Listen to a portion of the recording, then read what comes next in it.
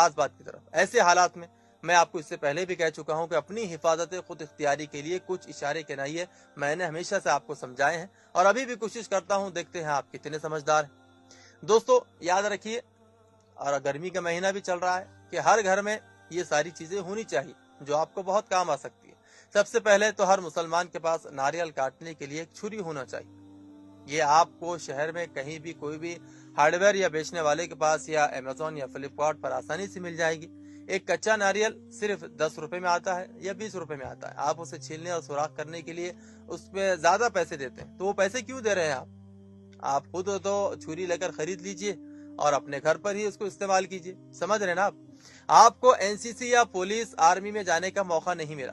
आप बहुत सोचते थे कि आप एनसीसी या पुलिस या आर्मी में चले जाएंगे, आपकी ख्वाहिश अधूरी रह गई। अगर आप शूटिंग सीख लेते हैं तो हिम्मत ना हारे। एयरगन 0.17 जो कि मार्केट में 3 या 4 हजार रुपए में आती है, और नेट पर 17.0 बोर एयरगन आसानी से मिलती है। उसकी लाइसेंस की भी उसको जरूरत नहीं है, आप वो घर में रख सकते हैं। उसके अलावा हालात को देखते हुए आप घर में 20 किलो ब्लीचिंग पाउडर की एक बोरी रख लीजिए। 1 लीटर पानी में सिर्फ 10 ग्राम ब्लीचिंग पाउडर डाल दीजिए। ये सैनिटाइजर का बहुत जबरदस्त मुतबादिल। ख्याल रहे कि अगर आप गलती से 200 से 300 ग्राम उसमें डाल देंगे तो ये बहुत खतरनाक हो जाता है। इसके छूने से इंसानी जिल्द को शदीद नुकसान पहुंचता है, शदीद जलन होती है। समझ रहे ना आप मैं क्या कह रहा हूँ? कोरोना के दौरान सफाई की जरूरत के लिए 10 लीटर तेजाब रखना जरूरी है, क्योंकि बाथरूम के क्लीनर से बराबर सफाई नहीं होती है।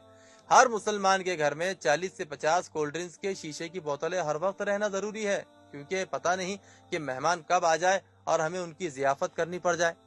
उन्हीं बोतलों में रखकर उनकी हम जियाफत करेंगे। जी हाँ, घर में इजाफी पेट्रोल और डीजल भी होना चाहिए। कब गाड़ी में पेट्रोल खत्म हो जाए, 5-7 लीटर जरूरत बेजरूरत काम आ ही जाता है।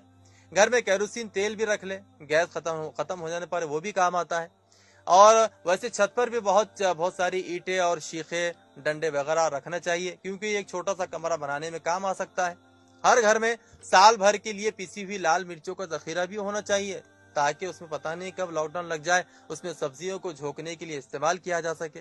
और 10-12 डंडे भी होने चाहिए। जब किसी काम या तहरीक या जमाती काम के लिए झंडे लगाने हो तो ऐन मौके पर वो डंडे काम आ जाए, इसलिए पहले से इंतजाम कर लिए जाए।